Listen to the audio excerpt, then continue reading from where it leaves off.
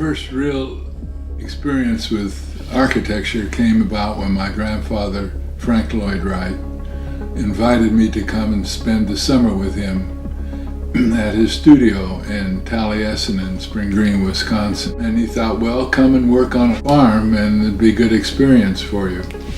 So I came back, and in the evening in the drafting room were the young apprentices, and many of them were not much older than I was, just a couple years.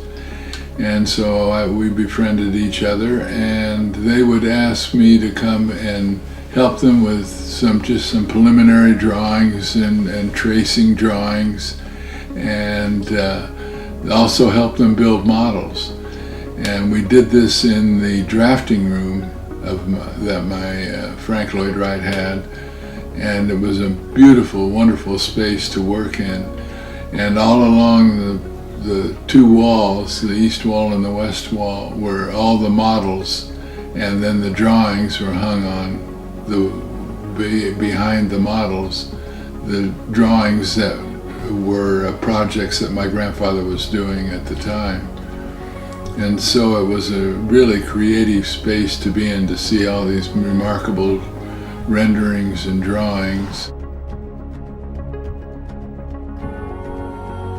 Well, I think there's a word that my grandfather used for it, and he called it organic architecture.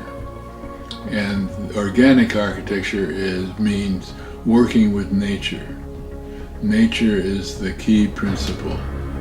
And that's why he was always keen on developing the site and seeing what the site was, and how it affected the client and the weather, and what all the aspects were that this house or building was going to be set in, whether it was an urban environment or a rural environment, and whether it was steep mountains or flat prairie.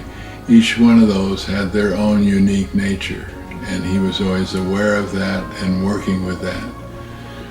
And another thing that's important about organic architecture is that you work from the inside out.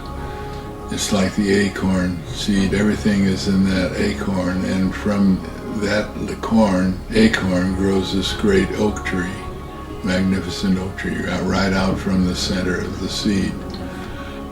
And my grandfather always felt that you really design the building from the inside out. Well, it's a wonderful opportunity, just wonderful. And it's the type of thing that isn't very often done. And it really, a lot of our development is just like topsy-turvy.